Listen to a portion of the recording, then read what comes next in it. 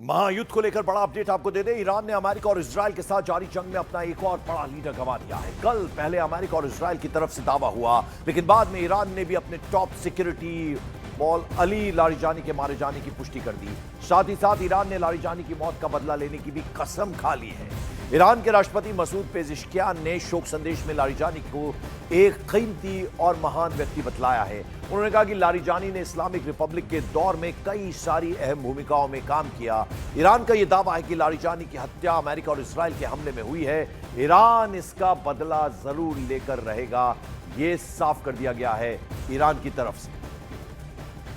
और लारिजानी की मौत इस जंग में एक बड़ा टर्निंग पॉइंट साबित हो सकती है। इसके लिए हमें उनके किरदार, उनकी पर्सनैलिटी को जरा समझना होगा कि आखिर लारिजानी है कौन। सबसे ताकतवर चेहरा, फैसला लेने वाले टॉप नेताओं में उनका नाम शुमार, वॉर टाइम मैनेजर, जंग, कूटनीति और सुरक्षा में बेहद एक्टिव, खामनेई के सबसे भरोसेमंद, नया सुप्रीम लीडर तय करने में उनकी हमेशा से अहम भूमिका रही। ये तस्वीर में आप देख रहे हैं अली लारिजानी। संतुलित नेता थे, यानी सख्त लेकिन साथ में प्रैक्टिकल सोच थी उनकी। मुख्य परमाणु वार्ताकार, यानी यूरोप पश्चिमी देशों के साथ बातचीत उन्होंने लीड की। इंटरनेशनल कनेक्शन कैसा था? चीन, रूस और खाड़ी देशों से उनके बेहद मजबूत रिश्ते थे। ये अली लारिजानी जिनको कि मार गिराया गया है।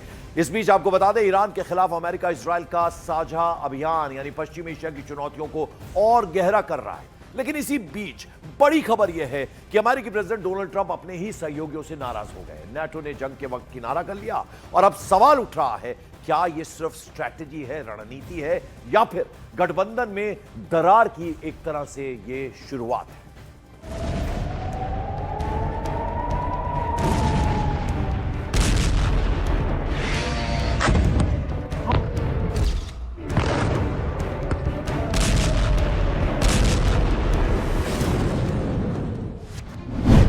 नेटो देशों के खिलाफ ट्रंप का पारा हाई। स्ट्रेट ऑफ हॉर्मोज पर नेटो की दूरी से नाराजगी, गठबंधन में दरार या रणनीतिक दूरी की शुरुआत। पश्चिम एशिया में बढ़ते तनाव के बीच सबसे बड़ा झटका अमेरिका को अपने ही सहयोगियों से लगा है। नेटो, जिसे दुनिया का सबसे मजबूत सैन्य गठबंधन माना जाता है, उसने साफ कर दिया है कि वो ईरान के खिलाफ अमेरिकी अभियान में शामिल नहीं होगा। नेटो का कहना है कि वो एक डिफेंसिव अलायंस है, आक्रामक युद्ध में हिस्सा लेना उसकी नीति के खिलाफ है। लेकिन यही फैसला अब वाशिंगटन के लिए सबसे बड़ा झटका बन गया है, क्योंकि स्ट्रेट ऑफ हॉर्मूज जैसे रणनीतिक इलाके में अमेरिका को सपोर्ट की जरूरत थी, जो अब उसे मिल नहीं रही। यही वजह है कि अमेरिकी राष्ट्रपति डोनाल्ड ट्रंप का पारा 7वें आसमान पर पहुंच गया है। Look, he's lucky I exist. That's all I can say. Because if you're going to allow countries that are sick and demented, and they are demented, to have nuclear weapons, everybody in the whole world should be very thankful. And I'm disappointed in NATO, very disappointed. Trump का ये बयान सिर्फ नाराजगी नहीं, बल्कि एक बड़े रणनीतिक मतभेद का संकेत है। उनका मानना है कि जब अमेरिका दुनिया की सुरक्षा में इतना निवेश करता है, तो सहयोगियों की जिम्मेदारी भी बनती है कि वो संकट के वक्त साथ खड़े हों। लेकिन यूरोपीय देशों ने साफ कर दिया है कि ये लड़ाई उनकी नहीं है, और यहीं से शुरू हो गई ट्रांस अटलांटिक रिश्तों में खटास। I stopped him my first term when I terminated the Iran nuclear deal, which was Barack Obama's deal. It was one of maybe the worst deal I've ever seen. It gave everything to Iran, including billions of dollars in green cash. I don't mean cash, I mean green cash flown over by airplanes. I can't to this day believe that was allowed to happen. NATO दुनिया का सबसे ताकतवर सैन्य गठबंधन, जिसमें 32 देश शामिल हैं। इसकी शुरुआत 1949 में हुई थी, जब कोल्ड वॉर के दौर में पश्चिमी देशों ने एकजुट होकर सुरक्षा की गारंटी देने का फैसला किया। इसका सबसे अहम सिद्धांत है एक पर हमला, सभी पर हमला, यानी सामूहिक रक्षा। लेकिन ध्यान देने वाली बात यह है कि नेटो एक डिफेंसिव अलायंस है, आक्रामक युद्ध इसका मकसद नहीं। यही वजह है कि आज जब डोनाल्ड ट्रंप ईरान के खिलाफ समर्थन मांग रहे हैं, तो कई सदस्य देश दूरी बना रहे हैं, और यहीं से शुरू हो रहा है साझेदारी और रणनीति के बीच टकराव। यूरोप के बड़े नेताओं ने भी ट्रंप के जले पर नमक छिड़कने का काम किया है। इमैनुअल मैक्रोन ने कहा कि फ्रांस का रुख पूरी तरह रक्षात्मक है। कीर स्टारमर ने दो टूक कहा, हम इस जंग को और फैलने नहीं देंगे। फ्रेडरिक मर्ज ने तो यहाँ तक कह दिया कि इस युद्ध का कोई सैन्य समाधान नहीं है। यानी साफ है, यूरोप इस संघर्ष से दूरी बनाकर चलना चाहता है, लेकिन ये दूरी ही अब अमेरिका और उसके सबसे पुराने सहयोगियों के बीच खाई बनती जा रही है। हालात इतने तनावपूर्ण हो चुके हैं कि डोनाल्ड ट्रंप ने सहयोगियों पर तंज कसते हुए यहाँ तक कह दिया कि दुनिया को शुक्रगुजार होना चाहिए कि मैं हूँ।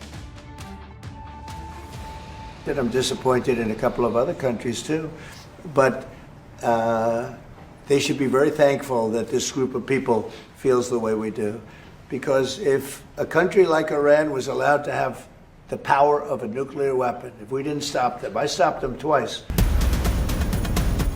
ट्रंप का दावा है कि उन्होंने ईरान को न्यूक्लियर ताकत बनने से रोका, वरना दुनिया तबाही देखती। लेकिन दूसरी तरफ उनके सहयोगी ही इस दावे से सहमत नहीं हैं। नेटो की दूरी और ट्रंप का आक्रामक रुख ये साफ इशारा कर रहा है कि ये जंग सिर्फ हथियारों से नहीं बल्कि भरोसे की भी जंग बन चुकी है।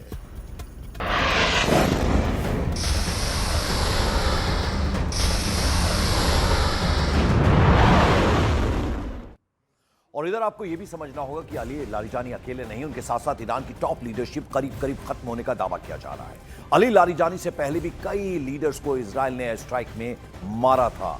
यानी अली लारिजानी सचिव नेशनल सिक्योरिटी काउंसिल, इसके अलावा Gholam Reza Soleimani chief Basij force, Ali Khamenei supreme leader Iran, इनसे शुरुआत एक तरह से हुई थी। हुसैन सलामी IRGC के प्रमुख, उसके अलावा Mohammad Kazemi intelligence chief IRGC, Amir Ali Hajizadeh air force chief, उसके अलावा Davoud Sheikhian chief air defence force. यानी अकेले लारिजानी नहीं बल्कि अली खामनेई से जिस तरह से जो सुप्रीम लीडर हैं उनसे शुरुआत हुई थी एक के बाद एक, या उसके अलावा अली शमकानी सेक्रेटरी सुरक्षा परिषद, अजीज नासिर जादे डिफेंस मिनिस्टर, अली खामनेई तो हम आपको दिखाई रहे हैं, उसके अलावा Abdul Rahim Mousavi chief of staff, Mohammad Shirazi chief supreme leader office, उसके अलावा मोहम्मद पाकपोर चीफ IRGC और Davoud Sheikhian chief air defence force. ये वो तमाम लीडरशिप है जिसका कि पूरी तरह से खात्मा कर दिया गया है इजराइल और अमेरिका की तरफ से। उधर पश्चिम एशिया में जंग सिर्फ मिसाइलों से नहीं, बाकायदा स्ट्रैटेजी से, रणनीति से लड़ी जा रही है।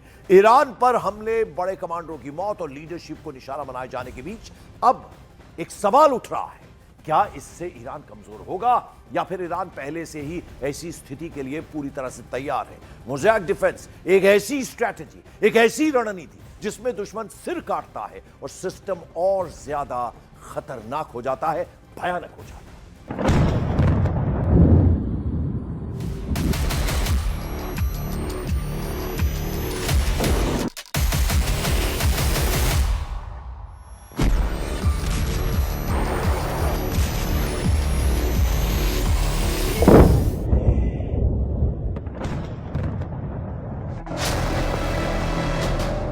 ईरान के मिसाइल हमलों का 50वां राउंड है ये। आग उगलती मिसाइल, आसमान चीरती मिसाइल। जब अमेरिकी सैन्य अड्डों पर फट रही है तो धरती थर्रा रही है, आसमान तक बारूदी गुबार उठ रहा है। ईरान ऐसी मार से सुपर पावर के खाड़ी देशों के किले ढा रहा है।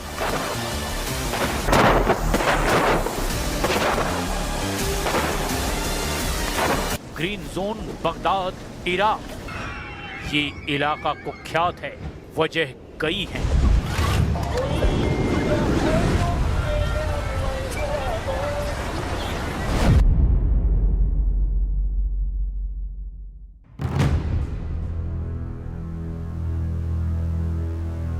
लेकिन जो सबसे अहम है वो ये कि बगदाद का ग्रीन जोन अमेरिका का युद्ध मुख्यालय है।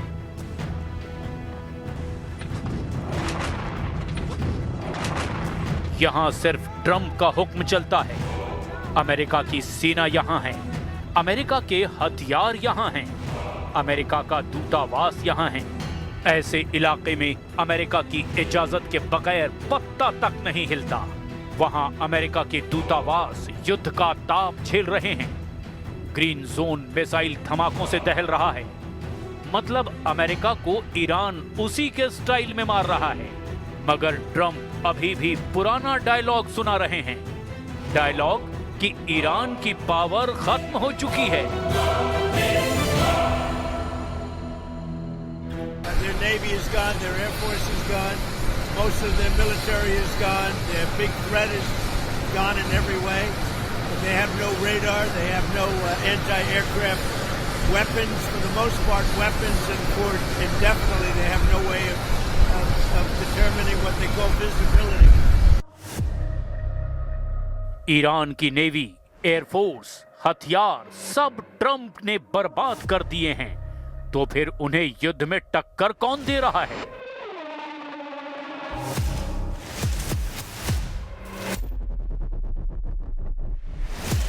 खाड़ी देशों को, तुर्की को, इजराइल को, अमेरिका के सैन्य अड्डों को कौन मिसाइलों के धमाकों से जला रहा है?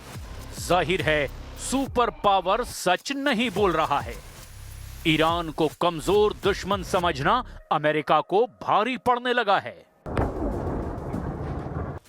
मुस्तबा उर्फ जूनियर खामनेई के मोज़ैक जाल में सुपर पावर छटपटा रहा है।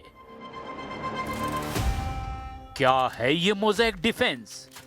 किसने बनाया है ईरान का मोज़ैक? कब बना मोज़ैक डिफेंस प्लान? मोज़ैक का तोड़ क्यों किसी के पास नहीं है? कैसे ईरान के मैट्रिक्स ने ट्रंप नेतन्याहू का दिमाग चकरा दिया है? मोज़ैक से ईरान को युद्ध में मैजिकल रिजल्ट मिलने लगे हैं। इसी वजह से ईरान के वॉर प्लान को जानने के लिए अमेरिका, इजराइल बेचैन हो गए हैं, क्योंकि जब तक मोज़ैक की मिस्ट्री नहीं सुलझेगी, युद्ध का नतीजा निकलना मुश्किल है। मोज़ैक ईरान की सरप्राइज देने वाली युद्ध रणनीति है। इसके सूत्रधार ईरान के जनरल अली जाफरी कहे जाते हैं। General Jafari Revolutionary Guard Corps के पूर्व चीफ रहे हैं। जनरल जाफरी का करियर ईरान की एलीट फोर्स IRGC में एक इंटेलिजेंस यूनिट में शुरू हुआ था। जाफरी ने 1979 से 1989 तक चले ईरान इराक युद्ध में भी हिस्सा लिया था। उस दौरान वो धीरे धीरे आगे बढ़ते रहे। साल 1992 में उन्हें IRGC की ग्राउंड फोर्सेस का कमांडर बनाया गया। इसके साथ ही IRGC के स्पेशल यूनिट सरअल्लाह के भी वो चीफ बने। सरअल्लाह यूनिट के पास तेहरान की रक्षा का जिम्मा होता है। साल 2005 में जनरल जाफरी IRGC की सेंट्रल फॉर स्ट्रेटेजिक स्टडीज के डायरेक्टर बनाए गए। 2 साल बाद यानी साल 2007 में जाफरी IRGC के कमांडर इन चीफ बने। उन्हीं दिनों जनरल जाफरी ने मोज़ैक डिफेंस के वॉर प्लान पर काम करना शुरू कर दिया था। ईरान के सुप्रीम लीडर के वफादार कमांडर जनरल जाफरी ने जो तरकीब लगाई है, उसकी अब तक कोई काट नहीं तलाशी गई है। मोज़ैक का मतलब छोटे छोटे टुकड़ों से बनी तस्वीर होता है। ईरान ने इसी तर्ज पर अपनी सैन्य तैयारी कई सालों से शुरू कर ली थी, जिसमें सेना की कमान एक केंद्रीय कमांड में रखने की जगह 7 अलग अलग हिस्सों में रखा गया। इस्लामिक रिवोल्यूशनरी गार्ड कॉर्प्स में जब मोहम्मद अली जाफरी चीफ थे, तब मोज़ैक का मॉडल लागू किया गया। अली जाफरी ने 2007 से 2019 तक IRGC के कमांडर रहते हुए ऐसा अभेद्य चक्रव्यूह बनाया जो अजेय है। मोज़ैक डिफेंस के असल मायने हैं हमलों को झेलना, दुश्मन के हमलों से जल्द उबरकर संगठित होना और फिर वक्त को ही रक्षा का हथियार बना लेना। स्ट्रैटेजी बता रही है मोज़ैक स्ट्रैटेजी। ये स्ट्रैटेजी का इस्तेमाल पहले से उन्होंने इजाद कर ली थी। Strategy is very simple, decentralise. असल में मोज़ैक वॉर प्लान का आइडिया कासिम सुलेमानी और जनरल जाफरी को इराक अमेरिका युद्ध के अनुभव से मिला, जहां सद्दाम हुसैन ने इराक के सभी फोर्स की कमान अपने हाथ में ले रखी थी। अमेरिका ने जैसे ही सद्दाम को दबोचा, इराक युद्ध में हार गया। इसी सबक से सीख लेने के लिए जब ईरान ने तैयारी शुरू की, तो उन्हें चीन के माओ का वॉर प्लान पसंद आया। सही मायने में ईरान का मोज़ैक डिफेंस चीन के माओ के दिमाग से निकला है, जिसमें वो प्रोलॉन्ग्ड वॉर यानी लंबे या फिर अंतहीन युद्ध को ताकतवर दुश्मन के खिलाफ जीत की गारंटी बताते हैं। इजराइल पर फट रहे हिजबुल्लाह के रॉकेट, अमेरिका को ललकार रहे यमन के हूथी फाइटर्स, इराक में ट्रंप की टेंशन बढ़ा रहे शिया मिलिशिया, ये सब सुलेमानी के मोज़ैक वॉरियर हैं। युद्ध का रुख पलटने का जज्बा रखने वाले ये फाइटर ईरान के लिए सिर पर कफन बांधकर युद्ध में कूद पड़े हैं।